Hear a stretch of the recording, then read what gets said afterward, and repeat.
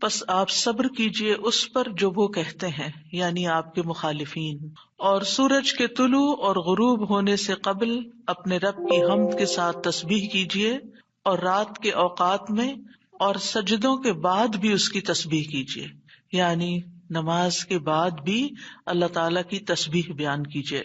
یہاں پر جو خطاب ہے وہ نبی صلی اللہ علیہ وسلم سے ہے، فاصبر علی ما یقولون، یعنی آپ کے دشمن یہ مشرکین آپ کے خلاف جو باتیں کرتے ہیں ان کی باتوں پر آپ صبر کیجئے، جو آپ کو جھٹلا رہے ہیں، جو آپ کو دھمکیاں دے رہے ہیں، جو آپ کے خلاف سازشیں کر رہے ہیں، اس کا جواب آپ صبر کے ساتھ دیجئے، اور اس کے برعکس آپ اپنا تعلق اللہ تعالی سے زیادہ مضبوط کر لیجئے۔ یعنی کتنی خوبصورت تعلیم ہے ہمارے دین کی کہ جب لوگ مخالفت کریں تو بجائے اس کے کہ ان سے الجھنا شروع کر دیں اور ان کی باتوں کا جواب دینے لگیں اور خود کو ڈیفینڈ کرنا شروع کر دیں، کرنے کا کام کیا ہے کہ ہم اللہ کی طرف توجہ کریں، رغبت کریں، دعا کریں، اللہ کی تسبیح بیان کریں، اس کی حمد بیان کریں۔ اسی لیے آگے فرمایا وَسَبِّحْ بِحَمْدِ رَبِّكَ، اور اپنے رب کی حمد کے ساتھ اس کی تسبیح بیان کریں، یعنی اللہ سبحانہ وتعالیٰ کو ان باتوں سے پاک قرار دیں جو باتیں یہ مشرکین اللہ سبحانہ وتعالیٰ سے منسوب کرتے ہیں، اور اس کے ساتھ ساتھ اللہ سبحانہ وتعالیٰ کی شان بلند کریں، اس کی تعریف بیان کریں، اس کی ایسی صفات بیان کریں جو اس کے شایان شان ہیں، اور یہ نفی اور اس بات دونوں مل کر اللہ کے کمال کو ثابت کرتے ہیں۔ اور یہاں تسبیح سے مراد یا تو ظاہری تسبیح ہے یعنی اللہ تعالیٰ کی پاکی بیان کرنا، یا پھر اس سے مراد نماز ہے، یعنی جب لوگوں کی باتیں تکلیف دیں تو آپ اللہ سے نماز کے ذریعے مدد مانگیں، فاستعینوا بالصبر والصلاۃ۔ اور پھر قبل طلوع الشمس سے مراد فجر کی نماز جو سورج طلوع ہونے سے پہلے ہوتی ہے، اور قبل الغروب سے مراد ظہر اور عصر کی نمازیں ہیں۔ وَمِنَ اللَّيْلِ فَسَبِّحْهُ، اس سے مراد رات کی نماز یعنی عشاء اور تہجد کی نماز ہے، اور مغرب بھی رات کا ہی ایک حصہ ہو جاتا ہے کیونکہ سورج غروب ہو چکا ہوتا ہے۔ یعنی ان تمام احوال میں اللہ تعالیٰ کی تسبیح بیان کریں، اور تسبیح سے مراد یعنی سورج کے طلوع ہونے اور غروب ہونے سے پہلے جو تسبیحات ہمیں بتائی گئی ہیں وہ پڑھیں، اور اگر اس سے مراد نماز ہے تو پھر اس سے مراد نماز میں اللہ کا ذکر، اور اس کے علاوہ وَأَدْبَارَ السُّجُودِ، اور سجدوں کے بعد بھی۔ ایک معنی اس کا یہ ہے کہ نماز کے بعد کی تسبیحات کا اہتمام کیا جائے۔ بہت سے لوگوں کو دیکھا گیا وہ نماز پڑھتے بس اٹھ جاتے ہیں، تسبیح نہیں کرتے، جبکہ یہاں اللہ سبحانہ وتعالیٰ خاص طور پر حکم دے رہے ہیں کہ نماز کے بعد تسبیح بیٹھ کر کرنی چاہیے، یہ نماز کے بعد کا ذکر ہے۔ مجاہد ابن عباس سے روایت کرتے ہیں کہ اللہ تعالیٰ نے آپ صلی اللہ علیہ وسلم کو تمام نمازوں کے بعد تسبیح پڑھنے کا حکم دیا ہے، اور وہ اس آیت کی تشریح کر رہے تھے وہ ادبار السجود کی۔ مجاہد کہتے ہیں اس سے مراد فرض نماز کے بعد تسبیح کرنا ہے۔ تو یہ نوٹ کر لیجئے کہ ساری نماز مکمل کرنے کے بعد نہیں بلکہ فرض نماز پڑھنے کے بعد تسبیح کریں۔ دوسرا معنی اس کا کیا کیا گیا ہے کہ فرض نماز کے بعد نفل نماز بھی پڑھیں، کیونکہ صبح عربی میں نفل نماز کے لیے بھی آتا ہے، یعنی فرض نماز کے بعد نفلی نماز بھی ادا کریں۔ اور تیسرا معنی اس کا کیا گیا ہے کہ مغرب کی نماز کے بعد 2 رکعت بھی پڑھیں، یعنی ان کو بھی تسبیح کا نام دیا گیا ہے۔ اسی طرح سورۃ الطور میں اللہ تعالیٰ فرماتے ہیں وَاصْبِرْ لِحُكْمِ رَبِّكَ فَإِنَّكَ بِأَعْيُنِنَا وَسَبِّحْ بِحَمْدِ رَبِّكَ حِينَ تَقُومُ وَمِنَ اللَّيْلِ فَسَبِّحْهُ وَإِدْبَارَ النُّجُومِ۔ اور آپ اپنے رب کے حکم کے آنے تک صبر کیجئے، پس بے شک آپ ہماری نگاہوں کے سامنے ہیں، اور جس وقت آپ کھڑے ہوتے ہیں آپ اپنے رب کی حمد کے ساتھ تسبیح کیجئے، اور رات کو بھی اور ستاروں کے پلٹنے کے بعد بھی اس کی تسبیح کیجئے۔ یہاں بھی نبی صلی اللہ علیہ وسلم کو صبر کا حکم دیا گیا ہے کہ آپ اپنے رب کا حکم آنے تک صبر کرتے رہیں۔ فَإِنَّكَ بِأَعْيُنِنَا، آپ ہماری نگاہوں کے سامنے ہیں، آپ ہماری توجہ میں ہیں، ہماری نظروں میں ہیں، ہمارے علم میں ہیں، آپ ہماری حفاظت میں ہیں۔ یعنی عربی کے محاورے کے مطابق کوئی نگاہوں میں ہو کا مطلب یہ کہ ہم اس کی نگرانی کر رہے ہیں، حفاظت کر رہے ہیں، جس سے موسیٰ علیہ السلام کے بارے میں اللہ تعالیٰ نے فرمایا وَلِتُصْنَعَ عَلَىٰ عَيْنِي، تاکہ آپ کی پرورش میری آنکھوں کے سامنے کی جائے، یعنی میری حفاظت اور حراست کے ساتھ. اور وَسَبِّحْ بِحَمْدِ رَبِّكَ حِينَ تَقُومُ، اس کا معنی ہے کہ جب آپ مجلس سے اٹھیں تو تسبیح کریں، جب نیند سے اٹھیں تو تسبیح کریں، جب نماز کے لیے اٹھیں تو تسبیح کریں، اور نماز میں بھی تسبیح کریں. اور اسی طرح تسبیح کے دو اور معنی بھی کیے گئے ہیں کہ رکوع اور سجدوں میں تسبیح کریں، اور پھر دعائے استفتاح میں تسبیح کریں، سبحانک اللہم و بحمدک، یہاں بھی تسبیح ہے. تو آپ دیکھ رہے ہیں کہ ہم دن میں کتنی بار اللہ سبحانہ وتعالیٰ کی تسبیح بیان کرتے ہیں. وَمِنَ اللَّيْلِ فَسَبِّحْهُ، رات میں بھی تسبیح کریں، اور اس سے مراد رات کی نماز، رات کی تسبیح ہے. جیسے بیڈ پہ جاتے ہوئے تسبیحات فاطمہ نبی صلی اللہ علیہ وسلم نے حضرت فاطمہ کو سکھائی تھی تاکہ ان کی تھکاوٹ دور ہو جائے. نماز کے علاوہ بھی تسبیح کرتے رہنا چاہیے. ادبار النجوم کے بھی 3 معنی ہیں. ایک معنی کیا گیا ہے فجر سے پہلے کی 2 رکعتیں پڑھنا. نبی صلی اللہ علیہ وسلم یہ رکعتیں نہ سفر میں چھوڑتے تھے نہ گھر میں، کبھی بھی آپ نے یہ سنت نماز نہیں چھوڑی. اور پھر اسی طرح اس سے مراد فجر کی 2 رکعات بھی لی گئی، اور نماز کے بعد کی تسبیح بھی مراد ہے. ان دونوں آیات سے پتہ چلتا ہے کہ نماز کے بعد بھی ذکر کرنے کی اہمیت اور ضرورت ہے، جس سے بہت سے لوگ غافل ہوتے ہیں. قرآن مجید میں اللہ تعالیٰ فرماتے ہیں فَإِذَا قَضَيْتُمُ الصَّلَاةَ فَاذْكُرُوا اللَّهَ قِيَامًا وَقُعُودًا وَعَلَى جُنُوبِكُمْ، پھر جب تم نماز پوری کر چکو تو اللہ کو کھڑے، بیٹھے اور اپنے پہلوؤں پر لیٹے ہوئے یاد کرو. یعنی بعض اوقات ایسا ہوتا ہے کہ آپ نماز پڑھ لیتے ہیں اور پھر سمجھتے ہیں کہ ہم اللہ کے ذکر سے فارغ ہو گئے اور اب ہم دنیا کے کام میں لگ جائیں. ہاں، دنیا کے کام 2-3 طرح سے ہی ہوتے ہیں. یا کھڑے ہو کے کوئی کام ہو رہا ہوتا ہے، آپ کچن میں چلے جاتے ہیں، کوکنگ کر رہے ہیں، آپ اپنا ذکر جاری رکھیں. یا پھر آپ بیٹھ گئے ہیں اور بیٹھ کے کوئی کام کر رہے ہیں، تسبیح جاری رکھیں، ذکر جاری رکھیں. اور اسی طرح اگر آپ لیٹ گئے آرام کرنے کے لیے تو بھی ذکر جاری رکھیں. یعنی ہر حال میں اللہ تعالیٰ کا ذکر کرتے رہیں. اسی طرح سورہ جمعہ میں اللہ تعالیٰ فرماتے ہیں فَإِذَا قُضِيَتِ الصَّلَاةُ فَانتَشِرُوا فِي الْأَرْضِ وَابْتَغُوا مِن فَضْلِ اللَّهِ وَاذْكُرُوا اللَّهَ كَثِيرًا لَعَلَّكُمْ تُفْلِحُونَ. پھر جب نماز پوری کر لی جائے تو زمین میں پھیل جاؤ اور اللہ کے فضل سے تلاش کرو، یعنی اپنے دنیا کا کام کاروبار کرو اور اللہ کو بہت یاد کرو. یعنی اپنے بزنس آورز میں بھی، اپنی جاب پر بھی اللہ کو نہیں بھولنا. کیوں؟ لعلکم تفلحون، تاکہ تم فلاح پاؤ، کامیاب ہو جاؤ.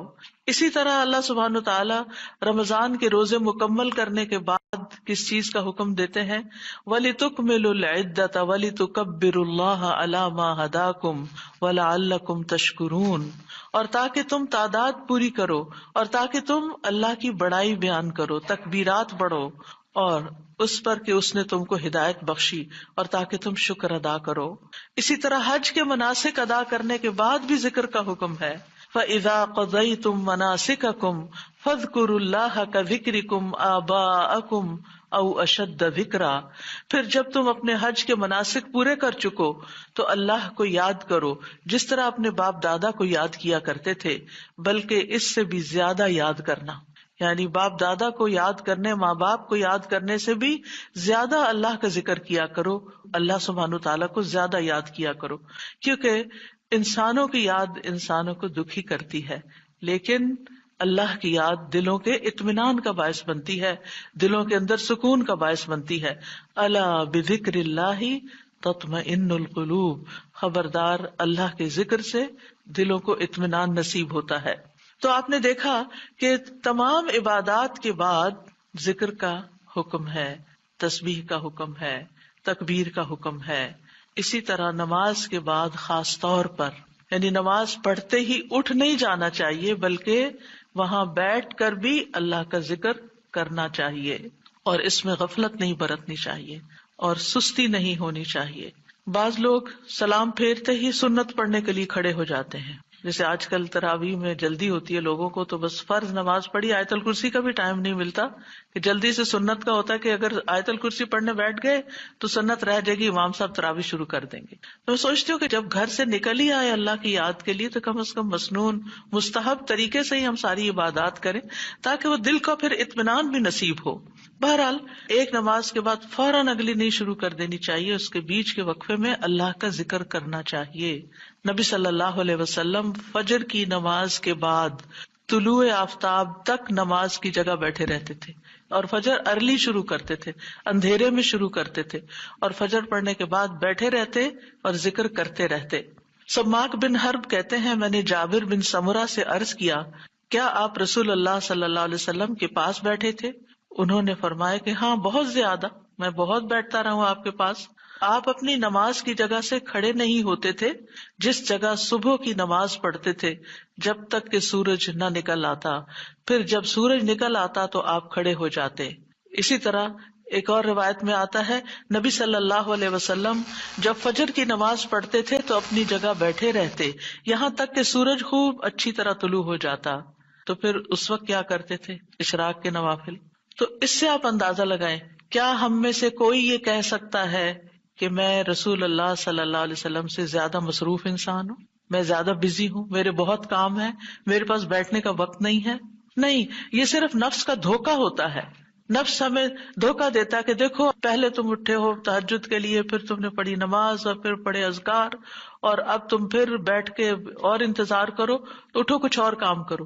اچھا میرا وہ کام بھی ہے، میرا وہ کام بھی ہے، اور اس طرح ہم اپنے آپ کو تسلیاں دے کر اپنی جگہ سے اٹھ جاتے ہیں اور ذکر میں کوتاہی کر جاتے ہیں.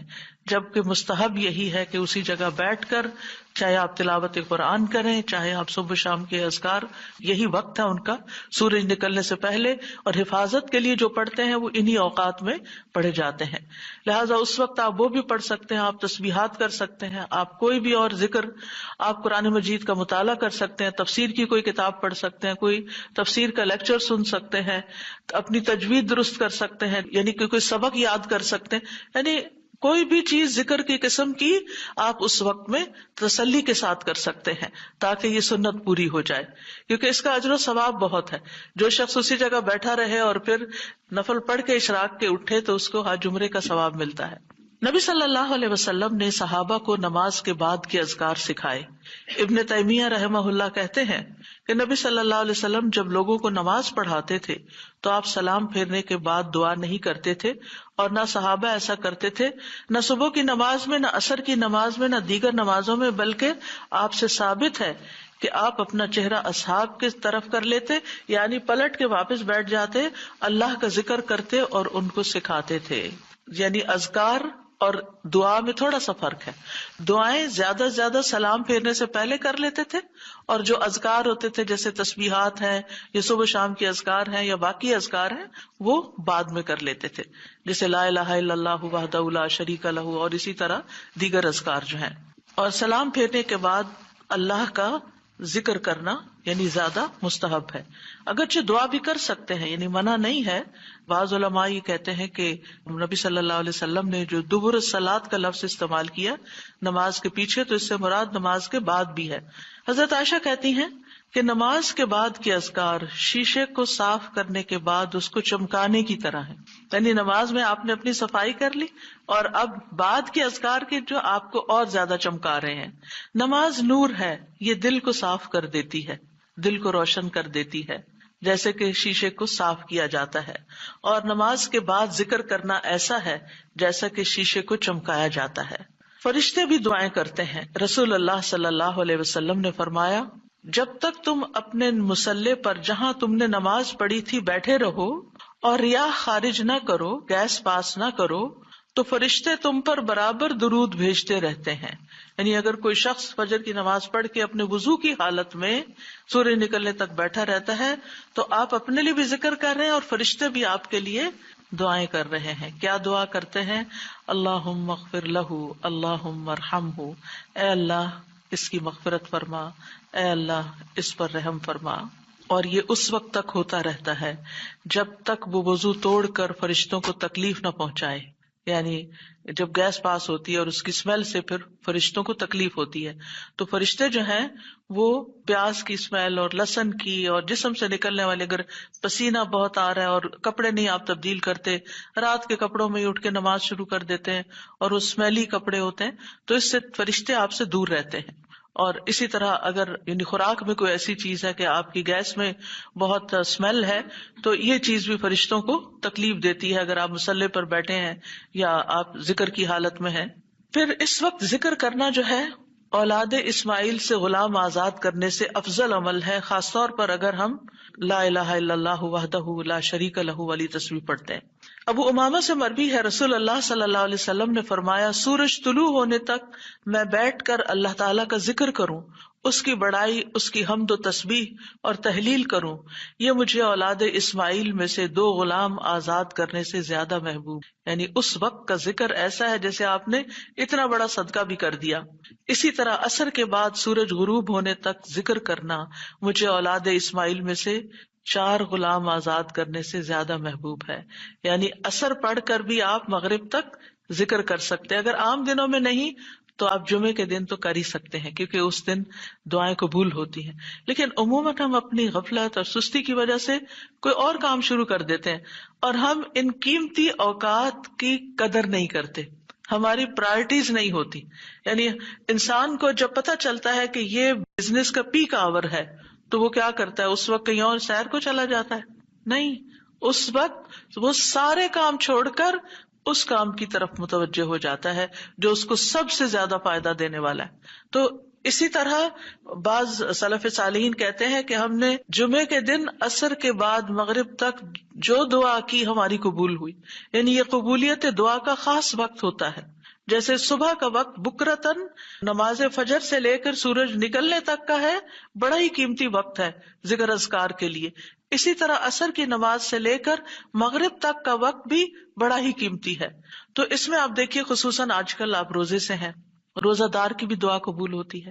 اور اس میں بھی امت کے نیک لوگوں کا طریقہ یہی رہا ہے کہ وہ روزہ کھلنے سے پہلے سارے کام چھوڑ دیتے تھے اور ذکر اذکار میں مصروف ہو جاتے تھے، دعائیں کرنے میں مصروف ہو جاتے تھے.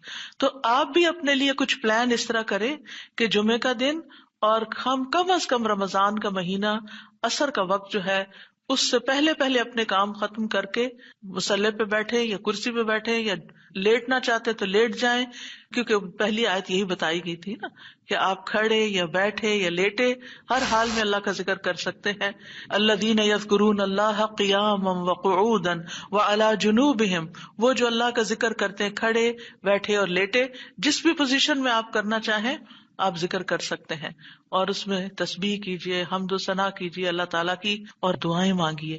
اور الحمدللہ ہمارے پاس کتابوں کی شکل میں دعاؤں کا اتنا پیارا ذخیرہ ہے جو مسنون اوتھینٹک دعائیں قرآن و سنت سے ہم نے جمع کی ہیں. اگر زبانی یاد ہے تو بہت ہی اچھا کہ دل لگا کے زبانی پڑھے، اور اگر زبانی یاد نہیں تو ان کو کھول لیجئے اور پڑھنا شروع کر دیجئے. اور صرف پڑھتے نہ جائیں، اس وقت کوئی قرات کا وقت نہیں ہے، یہ مانگنے کا وقت ہے. دیکھ دیکھ کر اس طرح پڑھیں دعا کو جیسے آپ مانگ رہے ہیں اللہ تعالیٰ سے. تو انشاءاللہ آپ کے دین، دنیا، آخرت کے سارے مسائل حل ہوں گے اور ایک پرامن پرسکون زندگی بسر کریں گے اگر ان اوقات کی آپ قدر کر لیں. کیونکہ جو قبولیت کے اوقات ہیں ان کو گنوانا نہیں چاہیے، ان کو ہاتھ سے جانے نہیں دینا چاہیے. آپ صبح فجر کے وقت مثلا اگر رمضان میں ہر روز 1 سپارہ پڑھتے ہیں، آدھا سپارہ فجر کے بعد پڑھ لیں، آدھا سپارہ عصر کے بعد پڑھ لیں. تو اس طرح بیلنس بھی ہو جائے گا، آپ کا دل نہیں گھبرا، کیونکہ ہمارا نفس جو ہے نا وہ اتنا آزاد منش ہے کہ وہ کہیں ایک جگہ بیٹھنے کی قید قبول نہیں کرتا.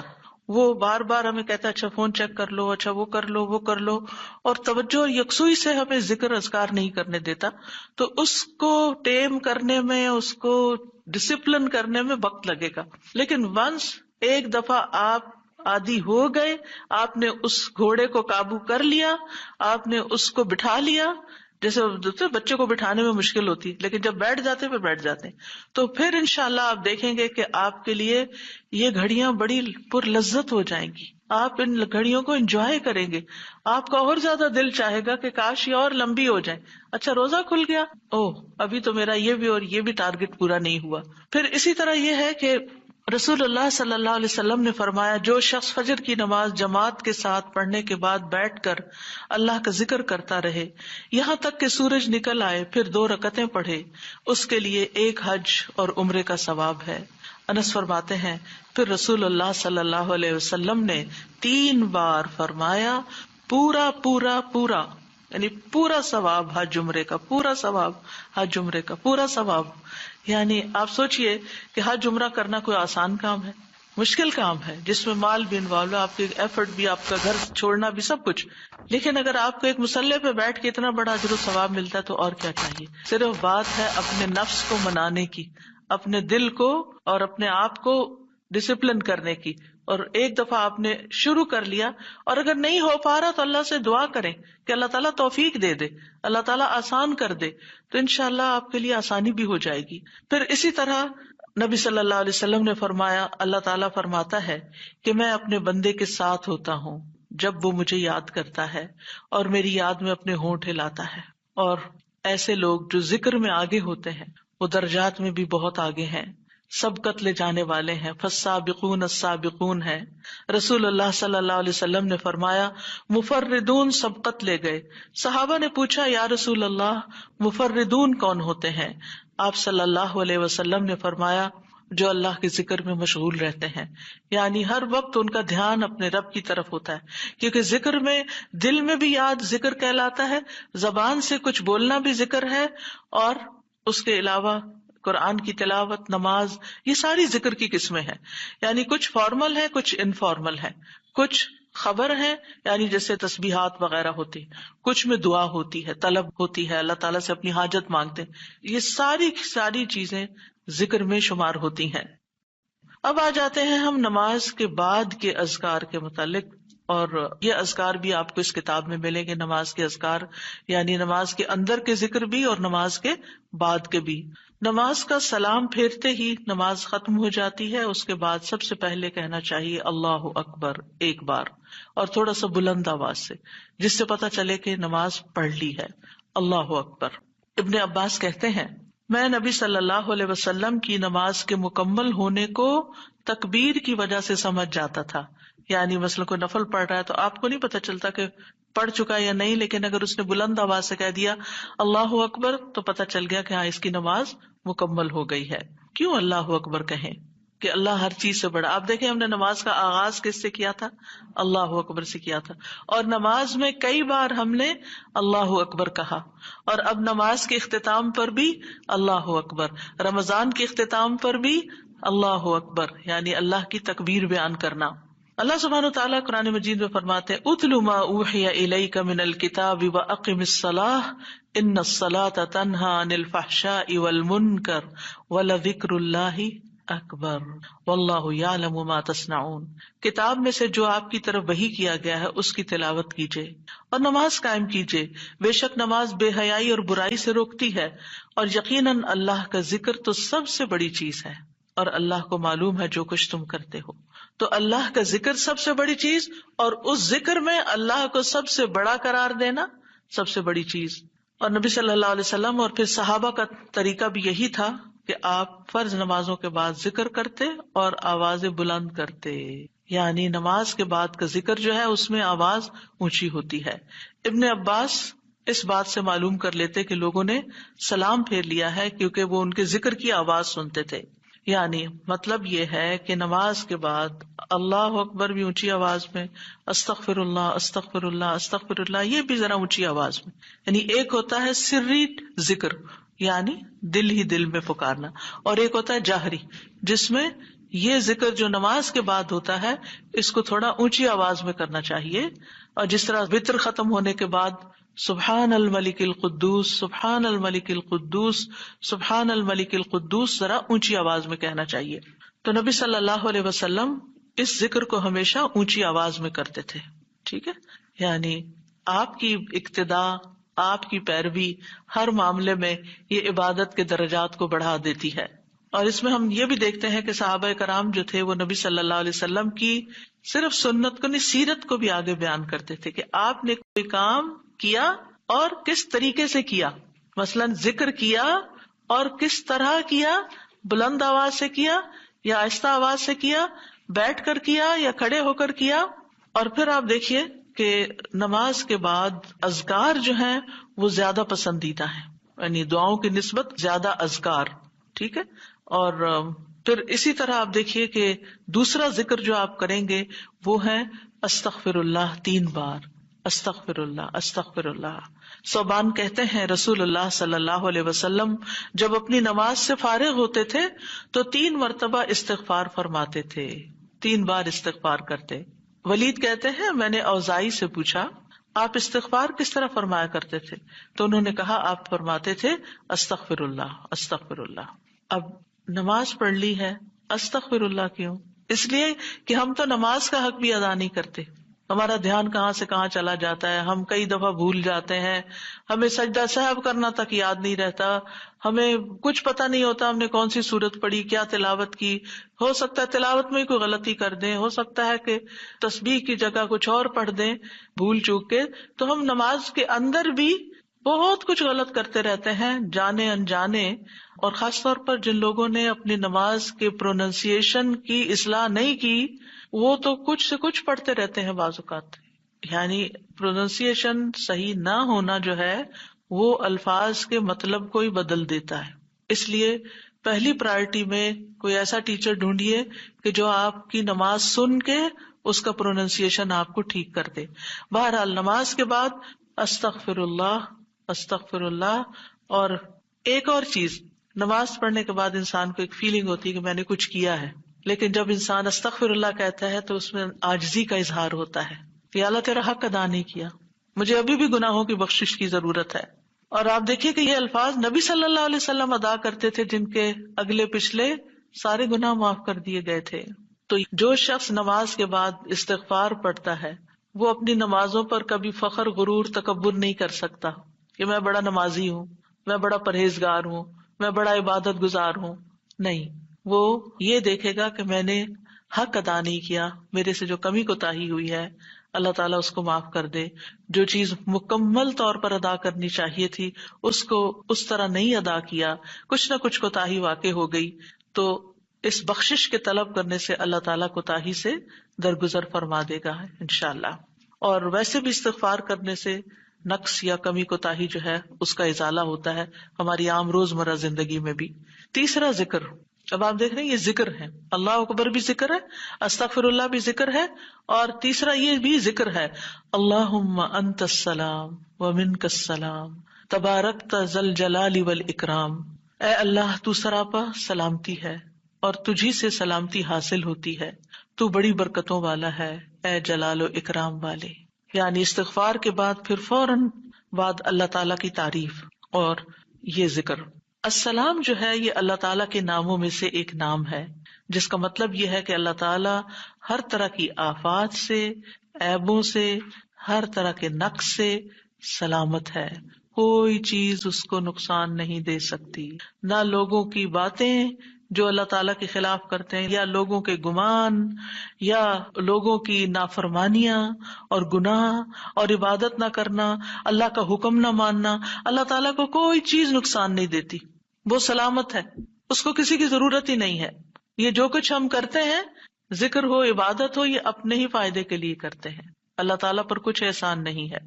تو ہم یہ کہتے ہیں اللہم انت السلام کہ اللہ تعالیٰ آپ سراسر سلامتی ہیں اور آپ کا ہر فعل جو ہے وہ ظلم سے سلامت ہے، پاک ہے، ہر شر سے پاک ہے. آپ کی تقدیر، آپ کے فیصلے، ہر چیز سلامتی پر مبنی ہے. ومنک السلام، سلامتی تیری ہی طرف سے آتی ہے، یعنی تو ہی سلامتی دیتا ہے یا تو ہی سلامتی کو روک لیتا ہے. سلامتی کا مالک بھی تو ہی ہے، تو سلامت رکھے تو ہم سلامت ہیں. تو یہ تعلق اللہ تعالیٰ سے انسان اپنا ظاہر کرتا ہے کہ انسان اپنے رب کے بارے میں کیا سمجھتا ہے. تبارکتا، تبارکتا کا لفظ برکت سے ہے جس کا مطلب ہوتا ہے کثرت سے کسی چیز کا بڑھنا اور قائم رہنا، یعنی تیری خیرات و برکات بہت زیادہ ہیں. ذل جلال والاکرام، اے عزت اور جلال والے. جلال کا مطلب ہے عظمت، بڑائی، اور اکرام کا مطلب ہے احسان. یعنی تو اپنے بندوں کو عزت و اکرام دیتا ہے، اپنے رسولوں کو، اپنے انبیاء کو اور اپنے صالح بندوں کو تو ہی عزت اور اکرام اور برکتیں عطا کرتا ہے، ساری نعمتیں تیری ہی طرف سے ہیں. اور یہ کتنا خوبصورت ذکر ہے جو ہم ہر نماز کے بعد کرتے ہیں، یا جو نہیں کر رہے انہیں لازماً کرنا چاہیے، کہ اللہ سبحانہ وتعالیٰ سے ہم اپنے اچھے گمان کا اظہار کرتے ہیں اور ایک طرح سے انڈائریکٹلی سلامتی اور برکت طلب بھی کرتے ہیں. آپ دیکھیے عموماً ہم جب کسی چیز کے اندر فائدہ دیکھتے ہیں تو ہم خیر اس سے وابستہ کر لیتے ہیں، یہ ہے تو کام ہوگا، یہ نہیں تو کام ہی نہیں ہوگا. مثلاً آپ کوئی قلم خریدتے ہیں اور اس سے لکھنا شروع کرتے ہیں اور آپ کو اچھا لگتا ہے، یا آپ اس سے جو لکھنا چاہتے تھے آرٹیکل یا کوئی چیز یا نوٹس اپنے تو بڑے اچھے لکھ پاتے ہیں، تو آپ کہنے لگتے ہیں یہ قلم بڑا مبارک ہے. ٹھیک ہے بھائی، قلم اچھا ہے، فائدہ دے رہا ہے آپ کو، لیکن اصل تو اللہ نے آپ کے لیے یہ وسیلہ بنایا کہ اس نے آپ تک یہ پہنچایا. تو اصل برکت اور خیر اور سلامتی کا منبع اللہ رب العزت کی ذات ہے. چیزوں کے ساتھ مت چمٹ جائیے اور ان پر اتنے ڈپینڈنٹ نہ ہو جائیں کہ اللہ کو بھول جائیں اور اللہ تعالیٰ کی نعمت اور اللہ تعالیٰ کا احسان یاد نہ کریں. تو اس لیے ہر نماز کے بعد ہم اس بات کا اقرار کرتے ہیں کہ ساری برکتیں تیری ذات سے ہیں یا رب، ساری سلامتی تیری طرف سے ہے یا رب، عزت اور اکرام تیری ہی طرف سے ہے یا رب، تو ہی جس کو چاہے اس پر احسان فرماتا ہے، لہٰذا ہم یہ سب کچھ تجھ سے ہی طلب کرتے ہیں. پھر آپ دیکھیے چوتھا ذکر ہے لا الہ الا اللہ وحدہ لا شریک لہ لہ الملک ولہ الحمد وہو علی کل شیء قدیر. یہ بھی آپ 3 بار پڑھ سکتے ہیں، یہ بھی ذکر ہے، یعنی 3 مرتبہ اللہ تعالی کی توحید کا اقرار. مغیرہ بن شعبہ جو وحی کے کاتب تھے ان سے مروی ہے کہ معاویہ رضی اللہ عنہ نے مغیرہ کو لکھا کہ کوئی حدیث جو آپ نے رسول اللہ صلی اللہ علیہ وسلم سے سنی ہو وہ مجھے لکھ کر بھیجیں. راوی کہتے ہیں کہ مغیرہ رضی اللہ عنہ نے انہیں لکھا کہ میں نے آپ صلی اللہ علیہ وسلم سے سنا ہے آپ اپنی نماز سے فارغ ہونے کے بعد 3 مرتبہ یہ پڑھا کرتے تھے لا الہ الا اللہ وحدہ لا شریک لہ لہ الملک ولہ الحمد وہو علی کل شیء قدیر. سب سے پہلے توحید کا اقرار کہ اللہ ایک ہے، وہی الہ ہے، وہی خالق ہے، مالک ہے، رب ہے، معبود ہے. پھر اس بات کا انکار کہ کوئی اس کا شریک ہو، لا شریک لہ. اور پھر لہ الملک، بادشاہت بھی اسی کی ہے، معبود بھی وہی ہے، بادشاہ بھی وہی ہے، اور ایسا بادشاہ ہے ولہ الحمد کہ اس کی تعریف ہے. دنیا کے بادشاہوں کا حشر ہوتا دیکھا ہے آپ نے، ان کے ساتھ کیا کیا جاتا ہے، لیکن اللہ سبحانہ وتعالیٰ کی بادشاہت پر کوئی آنچ نہیں آتی، کوئی اس کو ہلا نہیں سکتا، کوئی اس کو نقصان نہیں دے سکتا، کوئی اس پر باتیں نہیں بنا سکتا، کوئی اس کا نقص نہیں نکال سکتا کہ اللہ تعالیٰ نے آسمان میں یہ کیا چیز بنا دی، زمین میں کیا بنا دی. نہیں، وَلَهُ الْحَمْدُ، اسی کی ہے تعریف. یعنی ایسا بادشاہ کہ جو قابل تعریف ہے، اور ایسا بادشاہ کہ وَهُوَ عَلَى كُلِّ شَيْءٍ قَدِيرٌ. دنیا کے بادشاہ انتہائی بس لاچار ہوتے ہیں، ان کے ہاتھ میں کچھ نہیں ہوتا، وہ انسانوں کے محتاج ہوتے ہیں، انسانوں کی خدمت کے، انسانوں کی مدد کے، انسانوں کے مال کے محتاج ہوتے ہیں. یہ بادشاہت کیا بادشاہت ہے جس کی ساری ڈیپینڈنسی لوگوں کے اوپر ہے. تو اصل بادشاہت تو اللہ کی ہے کہ جو ہر چیز پر پوری قدرت رکھتا ہے. تو آپ اس احساس کے ساتھ اگر اللہ تعالیٰ کا یہ ذکر کرتے ہیں تو آپ کا دل ایک سکون سے بھر جائے گا، ایک خوشی سے بھر جائے گا کہ میں ایسی ہستی کو جانتی ہوں، ایسی ذات کو جانتی ہوں کہ جو اتنی خوبیوں کی مالک ہے. کیونکہ یہ انسان کی فطرت میں ہے، انسان کی نفسیات میں ہے کہ وہ کسی چیز کی تعریف کر کے خوش ہوتا ہے، اور عام طور پر ہم صرف سامنے نظر آنے والی چیزوں کی تعریف کر کر کے خوش ہوتے رہتے ہیں، اور تھوڑے دن کے بعد وہ بھی خراب ہو جاتی ہے، وہ تعریف بھی ساتھ ہی چلی جاتی ہے. انسان ہے تو مر جاتے ہیں، ان کے اعمال ہے تو ختم ہو جاتے ہیں، اور کبھی وہ اچھے ہوتے ہیں اور پلٹ بھی جاتے ہیں. وہ کہاں گئی تعریفیں؟ جوان ہے تو بڑھاپے میں ساری تعریفیں چلی گئی، مالدار تھے تو غریب ہوئے تو ساری تعریفیں چلی گئیں. اسی طرح علم ہے اور جنون لاحق ہو گیا تو ساری تعریفیں چلی گئیں، سب کچھ الٹ گیا. اور دنیا کے یہ سارے نظارے آپ نے دیکھے ہوں گے کہ جب ہر نعمت لوگوں پر الٹ جاتی. اسی لیے ہم دعا کرتے ہیں نا کہ اللہم انی اعوذ بک من زوال نعمتک، کہ اللہ نعمتوں کے زوال سے بچانا. یہ انتہائی تکلیف دہ چیز ہے، لیکن یہ ایک دنیا کا قانون ہے، یہ سب کچھ ہوتا ہے اور ہماری آنکھیں دیکھتی ہیں. لیکن اللہ سبحانہ و تعالیٰ ان سب چیزوں سے پاک ہے، اس کو کوئی زوال نہیں اور اس کا کوئی کچھ بگاڑ نہیں سکتا، اور وہ ہر چیز پر پوری طرح قادر ہے، جو چاہے کر سکتا ہے، اور تعریف اسی کے لیے ہے. 5واں ذکر لا الہ الا اللہ وحدہ لا شریک لہ لہ الملک ولہ الحمد وہو علی کل شیء قدیر. اللہم لا مانع لما اعطیت ولا معطی لما منعت ولا ينفع ذا الجد منك الجد. اللہ کے سوا کوئی الہ نہیں، وہ اکیلا ہے، اس کا کوئی شریک نہیں، بادشاہت اسی کی ہے اور تمام تعریف اسی کے لیے ہے، اور وہ ہر چیز پر پوری طرح قدرت رکھنے والا ہے. اے اللہ، جو کچھ تو نے دیا ہے اسے کوئی روکنے والا نہیں، اور جو کچھ تو نے روک دیا اسے کوئی دینے والا نہیں، اور کسی مالدار کو تیری بارگاہ میں اس کا مال نفع نہیں پہنچا سکتا. ابتدا میں تو وہی اللہ کی توحید بیان ہوئی، اس کی بادشاہت اور اس کی حمد کا ذکر ہے اور اس کی قدرت کا ذکر ہے، اور اس کے بعد کہ جو اللہ نے دیا، جو وہ دینا چاہتا ہے اسے کوئی روک نہیں سکتا. یہاں بھی آپ دیکھیں، مانگ کچھ نہیں رہی، یہ ذکر ہے، یہ دعا نہیں، یہ کیا ہے؟ ذکر ہے. اور جو کچھ تو نے روک دیا کوئی دے ہی نہیں سکتا، اور سارے ہی مالدار فقیر ہیں، اور خاص طور پر تیرے سامنے فقیر ہیں. یا ایھا الناس انتم الفقراء الی اللہ واللہ هو الغنی الحمید. اے لوگو، تم سب اللہ کے فقیر ہو، اللہ کے محتاج ہو، اور اللہ ہی غنی، مالدار اور وہی قابل تعریف ہے. واللہ هو الغنی الحمید. ٹھیک ہے.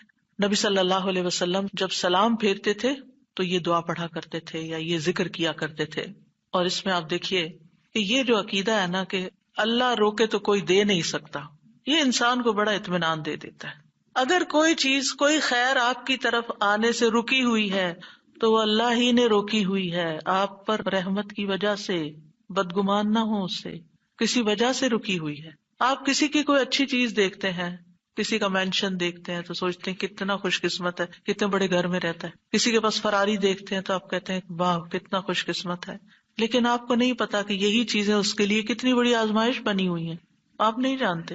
اور اگر اللہ نے آپ کو نہیں دی تو آپ کو بہت سے شر سے محفوظ رکھا ہوا ہے. تو اللہ کا روکنا بھی خیر کا باعث ہوتا ہے.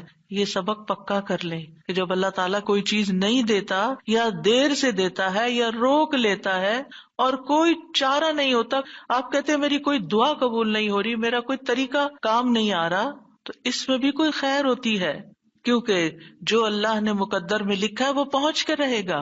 کوئی روک نہیں سکتا جو تو دے، اور کوئی دے نہیں سکتا جو تو روک لے. اور جسے اللہ نے آپ کے مقدر میں لکھا ہے وہ آپ تک آئے گا ہی آئے گا. سورۃ فاطر میں اللہ تعالیٰ فرماتے ہیں ما یفتح اللہ للناس من رحمت فلا ممسک لها وما یمسک فلا مرسل له من بعدہ وہو العزیز الحکیم. جو کچھ اللہ لوگوں کے لیے رحمت میں سے کھول دے اسے کوئی بند کرنے والا نہیں، اور جو وہ بند کر دے اس کے بعد اسے کوئی کھولنے والا نہیں. حدیث میں آتا ہے ما اصابک لم یکن لیخطئک وانما اخطأک لم یکن لیصیبک. جو کچھ تمہیں پہنچا وہ تم سے خطا ہونے والا نہیں تھا، اور جو نہیں ملا وہ ہرگز ملنے والا نہیں تھا. قرآن مجید میں سورۃ الرعد میں اللہ تعالیٰ فرماتے ہیں وَإِذَا أَرَادَ اللَّهُ بِقَوْمٍ سُوءًا فَلَا مَرَدَّ لَهُ. جب اللہ کسی قوم کے ساتھ برائی کا ارادہ کر لیتا ہے تو اس کو کوئی پھیرنے والا نہیں، کوئی سپر پاور اس ملک کی مدد نہیں کر سکتی اگر اللہ نے اس کے لیے جنگ کا فتنہ یا کسی اور طرح کی کوئی آزمائش لکھی ہے. یہ اللہ کے فیصلے ہوتے ہیں. یا اللہ نے کسی قوم کو تباہ کرنے کا فیصلہ کر لیا ہو تو کوئی اس کو روک نہیں سکتا. لہٰذا ہمیں اللہ پر ہی بھروسہ کرنا چاہیے اور ہر حال میں ایسی پریشان کن باتوں پر اللہ تعالیٰ ہی کی طرف رجوع کر لینا چاہیے. یاد رکھیے اگر کوئی چیز نہیں ملی تو اللہ تعالیٰ کو الزام مت دیں، اللہ تعالیٰ سے ناراض نہیں ہو، اللہ تعالیٰ سے بدظن نہیں ہو. یہ روکنا اس کی رحمت ہے. انسان اگر ان دو جملوں پر ایمان لے آئے تو پھر اس کا مکمل بھروسہ اللہ کی ذات پر ہو جائے گا. وہ رزق کے بارے میں اللہ پر ہی توکل کرے گا، نقصان کو دور کرنے اور بھلائی کو پانے کے لیے اللہ پر ہی بھروسہ کرے گا. وہ اللہ کو اپنے لیے کافی سمجھے گا. یعنی جہاں کہیں دل چھوٹا ہوا، جہاں کہیں کوئی پریشانی آئی، کہتے حسبی اللہ و نعم الوکیل. اللہ کار ساز یعنی کام بنانے والا اللہ ہی میرے لیے کافی ہے، وہ میرا کام بنائے گا، وہ میری مشکل آسان کرے گا. تو یہ توحید ربوبیت اور الوہیت پر مشتمل جملے ہیں. ابن تیمیہ کہتے ہیں یہ حدیث دو عظیم اصولوں پر مشتمل ہے. نمبر 1 توحید ربوبیت، اور وہ ہے جسے اللہ دینا چاہے اسے کوئی روک نہیں سکتا، اور جسے وہ روک دے اسے کوئی نہیں دے سکتا. بس بندہ اللہ ہی پر توکل کرتا ہے اور اسی سے مانگتا رہتا ہے، کیونکہ دینا جو اس نے ہے تو پھر کسی اور سے کیوں مانگے گا، کسی اور سے توقع لگا کے کیوں بیٹھ جائے گا، کسی اور کے در پہ کیوں جائے گا. اس کو پتا ہے صرف اللہ ہی نے کرنا ہے جو کرنا ہے. اس سے عقیدہ توحید پکا ہوتا چلا جاتا ہے کہ صرف اللہ ہی نے کرنا ہے. اور توحید الوہیت ولا ينفع ذا الجد منك الجد. عام طور پر انسان یہ سمجھتا ہے میرے پاس مال ہے، مجھے کوئی مشکل نہیں، یعنی جب کوئی کام سامنے آتا ہے نا تو فوراً دیکھتا ہے کتنا ہے بینک میں، کتنا کیش رکھا ہے، کیا ہے میرے پاس، کتنی پراپرٹی ہے، یعنی فوراً انسان کا دماغ گھوم کے اس طرف چلا جاتا ہے نا، بہت ہے، انف ہے، کام ہو جائے گا۔ اللہ چاہے گا تو ہوگا، صرف آپ کے مال سے کچھ نہیں ہوتا۔ آپ سارا لگا دیں، بزنس میں پورا لاس ہو سکتا ہے، پھر بتائیے آپ کے مال نے آپ کو کیا فائدہ دیا؟ کچھ نہیں ہو سکتا جب تک اللہ نہ چاہے۔ مال بھی جب فائدہ دیتا ہے جب اللہ چاہتا ہے، اولاد بھی جب فائدے کی ہوتی ہے جب اللہ چاہتا ہے۔ کسی انسان سے فائدہ صرف اس وقت پہنچتا ہے جب اللہ چاہتا ہے۔ آپ نے دیکھا ہوگا کتنے ہی اچھے سے اچھے لوگ ہوتے ہیں، ہر وقت کام آنے والے، ایک وقت ایسا آتا ہے وہ ایسے بےچارے مجبور ہوتے ہیں کہ ان کو نہ کرنی پڑتی ہے کہ بھائی سوری یہ نہیں کر سکتے، کیونکہ سب کچھ ان کے اختیار میں نہیں ہے، سب کچھ ان کے بس میں نہیں ہے۔ اسی طرح انسان کے پاس بعض اوقات کوئی عہدہ ہوتا ہے، انفلوئنس ہوتا ہے، وہ سمجھتا ہے یہ عہدہ ہے میرے پاس، میں سب کچھ کر سکتا، نہیں کر سکتے۔ آپ نے دیکھا ہوگا دنیا کے بڑے بڑے ملکوں کے جو حکمران ہوتے ہیں کتنے بے بس ہوتے ہیں، کچھ بھی نہیں ہوتا ان کے ہاتھ میں، اپنی تقدیر نہیں بنا سکتے، اپنا فائدہ نہیں کر سکتے۔ اور پھر آپ دیکھیے کہ اللہ سبحانہ وتعالیٰ دنیا اسے بھی دیتا ہے جس سے وہ محبت کرتا ہے، اور اسے بھی دیتا ہے جس سے وہ محبت نہیں کرتا۔ لیکن یاد رکھیے ایمان اس کو دیتا ہے، دین کی سمجھ اس کو دیتا ہے جس سے وہ محبت کرتا ہے۔ وَمَن يُرِدِ اللَّهُ بِهِ خَيْرًا يُفَقِّهُ فِي الدِّينِ۔ دنیا تو سب کے پاس، مومن مسلم کافر سب کے پاس ہو سکتی ہے دنیا کے بڑے بڑے فائدے ہر ایک کو مل سکتے ہیں، لیکن دین اس کو ملتا ہے جس سے اللہ محبت کرتا ہے۔ لہذا انسان کو اللہ ہی کی طرف رغبت کرنی چاہیے، اور کبھی بھی اپنے مال پہ، اپنے جاہ پہ، اپنے ریسورسز پہ، اپنی قوتوں پر، اپنے علم پر کبھی بھروسہ نہیں کرنا چاہیے کہ یہ میرے لیے کچھ بنائیں گے اور ان کی وجہ سے میں آگے بڑھ جاؤں گا اور ان کی وجہ سے میرا بہت فائدہ ہوگا۔ کہ اللہ فائدہ لائے گا نا، ان میں سے کوئی ایک چیز بھی آپ کے پاس نہیں ہوگی تو آپ کا کام بن جائے گا۔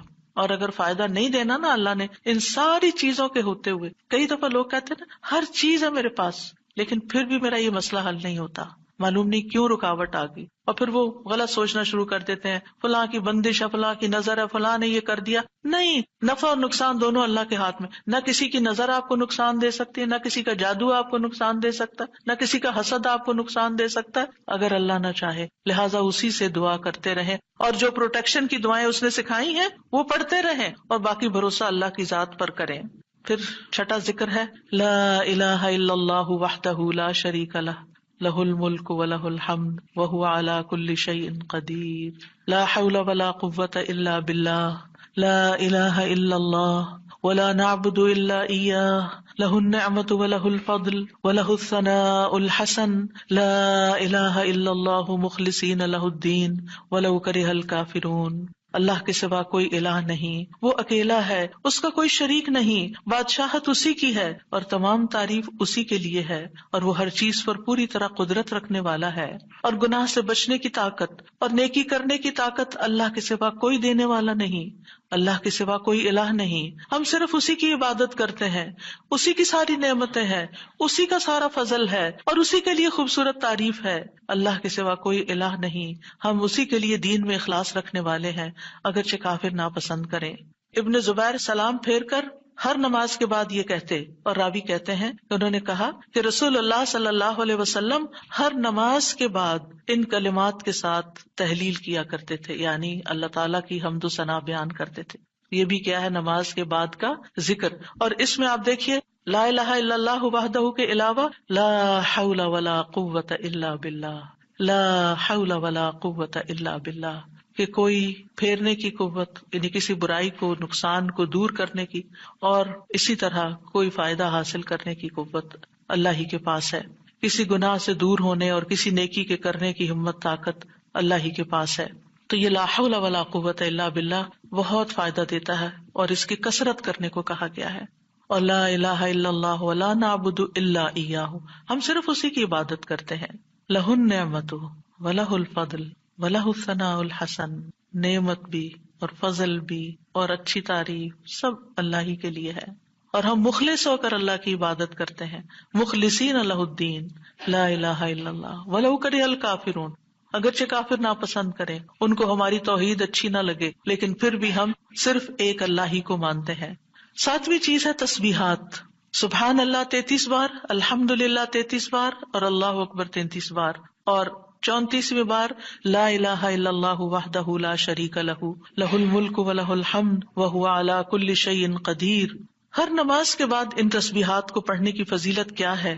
ابو ہریرہ کہتے ہیں رسول اللہ صلی اللہ علیہ وسلم نے فرمایا، جس آدمی نے ہر نماز کے بعد 33 مرتبہ سبحان اللہ، 33 مرتبہ الحمدللہ اور 33 مرتبہ اللہ اکبر کہا تو یہ 99 کلمات ہو گئے، اور 100 کا عدد پورے کرنے کے لیے لا الہ الا اللہ وحدہ لا شریک لہ یہ ذکر کر لیا تو اس کے سارے گناہ معاف کر دیے جائیں گے، چاہے وہ سمندر کی جھاگ کے برابر ہوں۔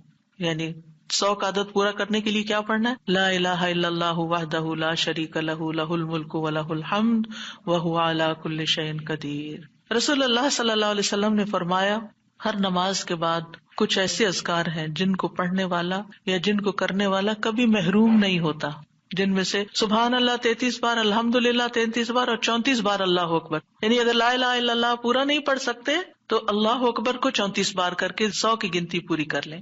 پھر اسی طرح رسول اللہ صلی اللہ علیہ وسلم کے پاس کچھ فقیر صحابہ حاضر ہوئے، کہا کہ امیر لوگ بلند درجات اور ہمیشہ رہنے والی جنت حاصل کر چکے، حالانکہ جس طرح ہم نماز پڑھتے ہیں وہ بھی پڑھتے ہیں، جیسے ہم روزے رکھتے ہیں وہ بھی رکھتے ہیں، لیکن مال و دولت کی وجہ سے انہیں ہم پر فضیلت حاصل ہے۔ اس کی وجہ یہ کہ وہ حج کرتے ہیں، عمرہ کرتے ہیں، جہاد کرتے ہیں، صدقے دیتے ہیں، اور ہم محتاجی کی وجہ سے یہ کام نہیں کر سکتے۔ آپ نے فرمایا کیا میں تمہیں ایک ایسا عمل نہ بتا دوں اگر تم اس کی پابندی کرو گے تو جو لوگ تم سے آگے بڑھ چکے ہیں تم انہیں پالو گے اور تمہارے مرتبے تک کوئی نہیں پہنچ سکتا، اور تم اپنے سامنے موجود لوگوں میں سب سے بہتر ہو جاؤ گے سوائے ان کے جو یہی عمل شروع کر دیں۔ ہر نماز کے بعد 33 بار سبحان اللہ، 33 بار الحمدللہ، 33 بار اللہ اکبر، اور پھر 34ویں بار تو وہ ذکر آپ کو بتا ہی دیا گیا۔ اور اگر آپ 33 بار نہ پڑھ سکیں تو 10 بار سبحان اللہ، 10 بار الحمدللہ اور 10 بار اللہ اکبر پڑھ لیا کریں۔ یعنی اگر جلدی ہے تو پھر 10 بار بھی پڑھ سکتے ہیں۔ نبی صلی اللہ علیہ وسلم نے فرمایا 2 عمل ایسے ہیں اگر کوئی مسلمان بندہ ان کی پابندی کر لے تو جنت میں داخل ہوگا، اور وہ بہت آسان ہے مگر ان پر عمل کرنے والے بڑے کم ہیں۔ وہ کیا ہیں؟ ہر نماز کے بعد 10 بار سبحان اللہ، 10 بار الحمدللہ، 10 بار اللہ اکبر۔ فرمایا زبان کی ادائیگی کے اعتبار سے تو 150 بار ہے، یعنی 5 نمازوں میں 10 بار، اور ترازو میں 1500 ہوں گے۔ اور جب سونے لگے تو 34 بار اللہ اکبر، 33 بار الحمدللہ اور 33 بار سبحان اللہ کہے۔ زبانی طور پر تو یہ 100 ہے مگر میزان میں یہ تسبیحات 1000 ہوں گی۔ اور وہ کہتے ہیں یقیناً میں نے رسول اللہ صلی اللہ علیہ وسلم کو دیکھا، آپ انہیں اپنے ہاتھ سے شمار کرتے تھے، اور پھر کہتے ہیں دائیں ہاتھ سے، تو کرنے کا طریقہ کیا ہے؟ 3 دفعہ اوپر کو جائیے سبحان اللہ سبحان اللہ سبحان اللہ، اور 3 دفعہ نیچے کو آ جائیے سبحان اللہ سبحان اللہ سبحان اللہ۔ ایک انگلی پہ 6 بار ہو گیا، تو آپ کی 5 انگلیاں، تو 5 کو 6 دفعہ ضرب دیں تو کیا ہوتا ہے؟ 30، اور 3 دفعہ اور پڑھ لیں، اور اگر 34 ہے تو ایک اور پڑھ لیں۔ تو اس طرح ایک ہی ہاتھ پر، دائیں ہاتھ پر یہ تسبیحات آسانی سے پڑھی جا سکتی ہیں، کیونکہ ہاتھ سے تسبیح کرنا زیادہ پسندیدہ ہے۔ حضرت عبداللہ بن عمر کہتے ہیں میں نے رسول اللہ صلی اللہ علیہ وسلم کو دیکھا، آپ داہنے ہاتھ کی انگلیوں پر تسبیح کو شمار کرتے تھے، اور آپ نے صحابیات کو حکم دیا تھا کہ وہ اللہ کی تکبیر، تقدیس، تحلیل کی پابندی اختیار کریں اور اپنی انگلیوں پر شمار کریں، کیونکہ ان سے سوال ہوگا اور یہ بلوائی جائیں گی، قیامت کے دن ہاتھ بولیں گے، تو اگر ان پہ تسبیح آپ پڑھتے ہیں تو یہ بول کے بتائیں گے ہم تو اللہ کا ذکر کرتے رہے۔ 8ویں چیز ہے آیت الکرسی۔ اللہ لا الہ الا هو الحی القیوم لا تأخذہ سنۃ ولا نوم لہ ما فی السماوات وما فی الارض من ذا الذی یشفع عنده الا بإذنہ یعلم ما بین ایدیہم وما خلفہم ولا یحیطون بشیء من علمہ الا بما شاء وسع کرسیہ السماوات والارض ولا یؤودہ حفظہما وہو العلی العظیم۔ پورا اللہ کا تعارف ہے۔ اللہ وہ ہے کہ اس کے سوا کوئی معبود نہیں، وہ زندہ ہے، ہر چیز کو قائم رکھنے والا ہے، نہ اسے کچھ اونگ پکڑتی ہے اور نہ کوئی نیند، اسی کا ہے جو کچھ آسمانوں میں ہے اور جو کچھ زمین میں ہے۔ کون ہے جو اس کے پاس اس کی اجازت کے بغیر سفارش کرے؟ وہ جانتا ہے جو کچھ ان کے سامنے اور جو کچھ ان کے پیچھے ہے، اور وہ اس کے علم میں سے کسی چیز کا احاطہ نہیں کر سکتے مگر جتنا وہ چاہے۔ اس کی کرسی آسمانوں اور زمین کو سمائے ہوئے ہے، اور اسے ان دونوں کی حفاظت یعنی آسمان اور زمین کی حفاظت تھکاتی نہیں، اور وہی سب سے بلند، سب سے بڑا ہے۔ ہر نماز کے بعد آیت الکرسی پڑھنے کی فضیلت یہ ہے کہ جو شخص نماز کے بعد اس کو پڑھ لیتا ہے اور اس نماز کے بعد اس کی ڈیتھ ہو جاتی ہے تو فرمایا اس کو موت کے علاوہ کوئی چیز جنت میں جانے سے نہیں روک سکتی، مر گیا تو سیدھا جنت میں۔ یہ قرآن مجید کی سب سے افضل آیت ہے۔ ابو ذر غفاری کہتے ہیں میں مسجد حرام میں داخل ہوا اور رسول اللہ صلی اللہ علیہ وسلم کو اکیلے دیکھ کر آپ کے پاس آ کے بیٹھ گیا۔ میں نے کہا یا رسول اللہ صلی اللہ علیہ وسلم کون سی آیت افضل ہے جو آپ پہ نازل ہوئی؟ آپ نے فرمایا آیت الکرسی۔ کرسی کے مقابلے میں 7 آسمان اس طرح ہے جیسے بیابان زمین میں کوئی چھلا گرا پڑا ہو، اور پھر کرسی کے مقابلے میں عرش کا حجم اتنا ہے جیسے اس چھلے کے مقابلے میں بیابان کا وجود۔ اور یہ قرآن مجید کی سب سے عظیم آیت بھی ہے۔ ابی ابن کعب سے روایت ہے ایک مرتبہ نبی صلی اللہ علیہ وسلم نے ان سے پوچھا اللہ کی کتاب میں سب سے عظیم آیت کون سی ہے؟ انہوں نے کہا اللہ اور اس کا رسول ہی زیادہ جانتے ہیں۔ آپ نے یہ سوال کئی مرتبہ دہرایا تو ابی ابن کعب نے کہا آیت الکرسی۔ یہ سن کر آپ نے فرمایا ابو المنذر تمہیں تمہارا علم مبارک ہو، اس ذات کی قسم جس کے ہاتھ میں میری جان ہے، عرش کے پائے کے پاس یہ اللہ بادشاہ کی پاکیزگی بیان کرتی ہوگی، اس کی ایک زبان اور 2 ہونٹ ہوں گے، یعنی جو لوگ اس پڑھیں گے وہ ان کے حق میں ایک طرح سے گواہ ہوگی۔ 9ویں چیز جو نماز کے بعد پڑھنی چاہیے وہ ہے معوذات، سورۃ الاخلاص، سورۃ الفلق، سورۃ الناس۔ پہلی سورت میں اللہ تعالیٰ کی توحید بیان ہوئی ہے، دوسری سورت میں انسان کو پناہ مانگنے کے لیے کہا گیا ہے، کہہ دیجئے میں مخلوق کے رب کے پناہ پکڑتا ہوں اس چیز کے شر سے جو اس نے پیدا کی، اور اندھیری رات کے شر سے جب وہ چھا جائے، اور گرہوں میں پھونکنے والیوں کے شر سے، اور حسد کرنے والے کے شر سے جب وہ حسد کرے۔ انہی چیزوں کا خوف رہتا ہے نا، کوئی جادو کر دے گا، کوئی حسد کر لے گا۔ ہر نماز کے بعد پڑھیں گے کس وقت وہ کرے گا؟ اس کو تو آپ موقع ہی نہیں دے رہے کہ وہ جادو کرے یا آپ سے حسد کرے۔ ہر 2 نمازوں کے بیچ میں جو کوئی ایسا فتنہ فساد آیا اس کا ازالہ ہوتا چلا جائے گا۔ عقبہ بن عامر کہتے ہیں کہ رسول اللہ صلی اللہ علیہ وسلم نے مجھے حکم دیا تھا کہ میں ہر نماز کے بعد معوذات پڑھا کروں، یعنی یہ تینوں صورتیں پڑھا کروں۔ 10ویں چیز ہے رب اعنی علی ذکرک و شکرک و حسن عبادتک، اللہ کے ذکر، اس کے شکر اور اچھی عبادت پر اللہ کی مدد مانگنا۔ معاذ بن جبل کہتے ہیں کہ رسول اللہ صلی اللہ علیہ وسلم نے میرا ہاتھ پکڑا اور فرمایا اے معاذ اللہ کی قسم میں تم سے محبت کرتا ہوں۔ کتنے خوش قسمت تھے معاذ رضی اللہ عنہ۔ میں نے عرض کیا یا رسول اللہ صلی اللہ علیہ وسلم میں بھی آپ سے محبت کرتا ہوں، تو رسول اللہ صلی اللہ علیہ وسلم نے فرمایا تم پابندی سے ہر نماز میں یہ دعا مانگا کرو رب اعنی علی ذکرک و شکرک و حسن عبادتک۔ معاذ رضی اللہ عنہ جو ہیں 33 سال کی عمر میں امواس کے طاعون میں شہید ہو گئے تھے۔ He was only 33 years old۔ ان کا مقام کیا تھا؟ آپ کی بشارت کے مطابق وہ جنت میں علماء کے قائد ہوں گے، یعنی علماء امت کے جو عالم ہیں ان کو جنت کی طرف لیڈ کر رہے ہوں گے۔ کس وجہ سے آپ صلی اللہ علیہ وسلم نے ان سے محبت کا اظہار کیا؟ علم کی وجہ سے، علم کے حریص تھے اور نیکی کے کاموں میں آگے آگے، اور اتنی چھوٹی عمر میں عین جوانی کے وقت فوت بھی ہو گئے، اور کتنا بڑا درجہ اور مقام پا گئے۔ ہمیں آج تک یہ سمجھ نہیں آتی کہ کون سے کام ایسے کریں کہ جس سے اللہ کی محبت ملے، جس سے اللہ کا قرب نصیب ہو، اور جس سے ہمیں رسول اللہ صلی اللہ علیہ وسلم کی محبت اور آپ کی شفاعت نصیب ہو۔ تو یہ ایک دعا ہے ان دعاؤں میں سے جو آپ نے خاص طور پر حضرت معاذ کا ہاتھ پکڑ کے قسم کھا کے محبت کا اظہار کر کے آپ کو یہ دعا سکھائی۔ چند لفظ ہیں، کیا ہمارے لیے یہ پڑھنا بھی مشکل ہے؟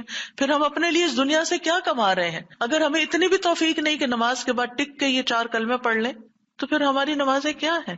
ہم نے کیا مانگا اللہ سے؟ ہم تو دنیا کی اور آخرت کی خیر سے محروم ہو گئے۔ اور یہ دعا آپ دیکھیے اللہم سے بھی شروع ہوتی ہے اور ربی سے بھی شروع ہوتی ہے، دونوں کا ایک ہی تقریباً مطلب ہے، ایک میں الوہیت ہے اور ایک میں ربوبیت ہے۔ یعنی میں اللہ سے درخواست کرتا ہوں کہ اے اللہ مجھے اپنے ذکر پر، اور ذکر میں قرآن، نماز، تحلیل، تسبیح، استغفار، درود، سب چیزیں شامل ہیں، اللہ مجھے توفیق دے۔ اور پھر وہ شکر کی بھی توفیق۔ اور آپ دیکھیے کہ جب ہم دعا مانگتے ہیں نا کہ اللہم انی علی ذکرک، تو مطلب یہ ہے کہ ہماری زبان جو ہے وہ آپ کی اطاعت کرتی رہے، وہ کلمات بولتی رہے جس سے آپ کا ذکر ہوتا رہے۔ یعنی ایک تو ہے یہ مسنون اذکار ان کا پڑھنا، اور ایک یہ ہے کہ اللہ تعالیٰ کی نعمتوں کا ذکر کرنا، اللہ تعالیٰ کے احسانات کا ذکر کرنا، اللہ تعالیٰ کی قدرت کی نشانیوں کا ذکر کرنا، اللہ کے فضل کا ذکر کرنا۔ وَأَمَّا بِنِعْمَةِ رَبِّكَ فَحَدِّثْ، یہ بھی ذکر ہے۔ آپ اپنے بچوں کے ساتھ بات کر رہے ہیں اور اللہ تعالیٰ کے بارے میں کوئی بات کر رہے ہیں، دین کے بارے میں کوئی بات کر رہے ہیں، تو یہ بھی ذکر میں شمار ہو۔ تو اللہ مجھے توفیق دے، آئین اللہ میری مدد کر. کیونکہ ہمارے پاس وقت بھی ہوتا ہے، ہمارے پاس صلاحیت بھی ہوتی ہے، لیکن ہم توجہ نہیں کرتے، ہم کرتے نہیں ہے کام، کیونکہ توفیق نہیں ہوئی نا. تو ہر نماز کے بعد، چونکہ فرض کے بعد دعا قبول ہوتی ہے، تو یہ دعا مانگنے کو کہا گیا. اور بعض کہتے ہیں اس کو سلام پھیرنے سے پہلے بھی پڑھ سکتے ہیں، جیسے ربی جعلنی پڑھتے ہیں. یا اور کل جو میں نے آپ کو دعائیں بتائی تھی آخر میں نماز کے اختتام پر سلام سے پہلے، وہ سب مسنون اذکار تھے. لیکن علماء نے اس کے علاوہ، جیسے ربی جعلنی مقیم الصلاۃ، یہ نبی صلی اللہ علیہ وسلم نے نہیں سکھائی ہمیں کہ نماز کے بعد ضروری یہی پڑھی جائے. لیکن علماء نے کہا کہ جیسے اللہ کی حمد و ثنا ہوتی ہے تشہد میں، پھر اس کے بعد درود شریف ہے، اور پھر اس میں والدین اور اولاد دونوں کے لیے دعا ہے، تو یہ پڑھ لیں. اس کے علاوہ جو چاہے قرآنی اور مسنون دعا یہاں بیٹھ کے پڑھیں، کیونکہ نماز کے اندر دعا مانگنا نماز کے بعد کی دعا سے افضل ہے. قبولیت کے زیادہ چانسز ہیں، جس سے اکثر لوگ غافل ہیں. سلام پھیرنے سے پہلے اللہم انی اسألک الجنۃ واعوذ بک من النار 3 دفعہ یہ پڑھ لیں. جو آپ کا دل چاہے پڑھیں، بس اردو میں نہیں، عربی میں یاد کریں کچھ دعائیں، قرآنی دعائیں، مسنون دعائیں اس وقت پڑھتے رہیں. تو پھر دوسرا ہے وشکر کا. شکر کہاں سے ادا ہوتا ہے؟ زبان سے بھی ہوتا ہے، لیکن اس کا اصل مقام دل ہے، وہ دل سے اٹھتا ہے. ذکر کی بات کر کے ہم نے کہا کہ یا اللہ ہماری زبان کو اپنی اطاعت کی توفیق دے، اور شکر کی بات کر کے ہم نے کہا کہ اللہ ہمارے دل کو اپنے ذکر کی توفیق دے، اپنی یاد کی توفیق دے، اور شکر ادا کرنے کی توفیق دے. یعنی میں ساری ظاہری اور باطنی نعمتوں پر اللہ کا شکر ادا کرنے کی توفیق مانگتا ہوں. یہ مطلب ہے اس دعا کا. زبان کا شکر کیا ہے کہ بندہ اللہ کی نعمتوں کا ذکر کرتا ہے، اور اعضاء سے شکر کیا ہے کہ بندہ اللہ کی اطاعت کے کام کرتا ہے. کیونکہ اللہ تعالیٰ نے آل داؤد کو کیا کہا تھا؟ اعملوا آل داؤد شکرا وقلیل من عبادی الشکور. اے داؤد کے گھر والو، شکر ادا کرنے کے لیے عمل کرو، اور میرے بندوں میں کم ہی شکر گزار ہیں. اللہ کا شکوہ ہے بندوں سے، کم ہی شکر گزار. کیوں؟ اس لیے کہ شیطان نے کہا تھا وَلَا تَجِدُ أَكْثَرَهُمْ شَاكِرِينَ، کہ انسانوں کی اکثریت کو آپ شکر کرنے والا نہیں پائیں گے. اور وَلَقَدْ صَدَّقَ إِبْلِيسُ ظَنَّهُ، ابلیس نے اپنا گمان سچ پایا کہ بندوں کو شکر سے ہٹا دیا. تو شکر کی توفیق مل جائے تو پھر شکر ادا کیا جائے. اور یہ شکر کا سلسلہ تو کہیں ختم ہوتا ہی نہیں، کیونکہ اتنی نعمتیں ہیں کہ ہم گن ہی نہیں سکتے. ابن رجب کہتے ہیں کہ دین میں یا دنیا میں اللہ کی ہر نعمت جو بندے کو حاصل ہوتی ہے، اس میں نعمت کا شکر ادا کرنے کی ضرورت ہوتی ہے. پھر جو شکر کی توفیق ملتی ہے اس پر بھی شکر ادا کرنے کی ضرورت ہے. یعنی شکر پر بھی شکر، یہ ایک اور نعمت ہے، اس میں دوبارہ شکر ادا کرنے کی ضرورت ہے. پھر دوبارہ شکر کیا تو ایک اور نعمت مل گئی، اب کیا ہے؟ ایک اور دفعہ شکر کریں. اور یہ سلسلہ ہمیشہ جاری رہتا ہے، یعنی شکر کا سلسلہ کبھی ختم نہیں ہونا چاہیے. شکر کرتے ہی چلے جائیں. وحسن عبادتک، اور اپنی خوبصورت عبادت کی توفیق عطا فرما. اور خوبصورت عبادت اسی وقت ہو سکتی ہے جب اس میں اخلاص ہو، اور نبی صلی اللہ علیہ وسلم کی اتباع ہو، اطاعت ہو. اطاعت اعضاء سے کی جاتی ہے، یعنی ہمارے اعضاء، ہاتھ پاؤں، ہمارا جسم یہ عبادت میں مشغول ہوتا ہے. بعض اوقات ہم ڈھیروں عبادت کر لیتے، ڈھیر سارے نفل پڑھ لیتے، بہت کچھ کر لیتے، لیکن اس کو کوئی کوالٹی نہیں ہوتی. یہاں یہ نہیں کہا گیا کہ کثیر عبادتک، یہاں کیا کہا گیا؟ حسن عبادتک، کہ اللہ خوبصورت عبادت کی توفیق دے. امام ابن تیمیہ کے بارے میں آتا ہے کہ جب وہ قید ہوئے تو اپنے سجدوں میں یہ دعا پڑھا کرتے تھے، اللہم اعنی علی ذکرک و شکرک و حسن عبادتک. کیونکہ اللہ کی توفیق کے بغیر ہم یہ کام نہیں کر سکتے. جس کی زندگی میں ذکر آ گیا، جس کی زندگی میں شکر آ گیا، اور جس کی زندگی میں خوبصورت عبادت آ گئی، وہ خوش قسمت ترین انسان ہے، اس کو سبھی کچھ مل گیا. اور جو ان چیزوں سے محروم ہے پھر ہر خیر سے محروم ہے، چاہے دنیا کی قارون جیسی دولت اس کے پاس کیوں نہ ہو، پوری دنیا اس کی فین ہو، اس کی تعریفیں کرے اور اس کی فدائی شدائی ہو، کوئی فائدہ نہیں ہے. ایک اور دعا ہے رب قنی عذابک یوم تبعث عبادک، اے میرے رب مجھے اس دن کے عذاب سے بچانا جس دن تو اپنے بندوں کو اٹھائے گا. 3 بار یہ دعا، اے اللہ ہمیں اس دن کے عذاب سے بچانا جس دن تو اپنے بندوں کو اٹھائے گا. 1 دفعہ بھی پڑھی جا سکتی، 3 دفعہ کی شرط نہیں ہے.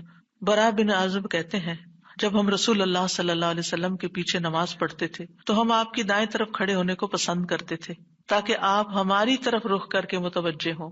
برا کہتے ہیں میں نے آپ کو فرماتے ہوئے سنا، یعنی آپ پلٹ رہے تھے اور کہہ رہے تھے رب قنی عذابک یوم تبعث عبادک. یہ رات کو سوتے ہوئے بھی پڑھا کریں اور نمازوں کے بعد بھی کہ اللہ اس دن کے عذاب سے بچا لینا جس دن تو بندوں کو دوبارہ پیدا کرے گا. 13 اللہم اغفر لی ما قدمت وما اخرت وما اسررت وما اعلنت وما اسرفت وما انت اعلم به منی انت المقدم وانت المؤخر لا الہ الا انت۔ اے اللہ میرے وہ گناہ بخش دے جو میں پہلے کر چکا، جو میں نے بعد میں کیے، اور جو چھپے ہوئے کیے اور جو ظاہر میں کیے، اور جو میں حد سے بڑھا رہا اور وہ جن سے تو مجھ سے زیادہ باخبر ہے۔ تو ہی نیکی اور خیر میں آگے کرنے والا اور پیچھے کرنے والا ہے، تیرے سوا کوئی معبود نہیں۔ نبی صلی اللہ علیہ وسلم سلام پھیرنے کے بعد یہ دعا پڑھا کرتے تھے، یعنی اس دعا کے بارے میں ثابت ہے کہ سلام کے بعد پڑھا کرتے تھے۔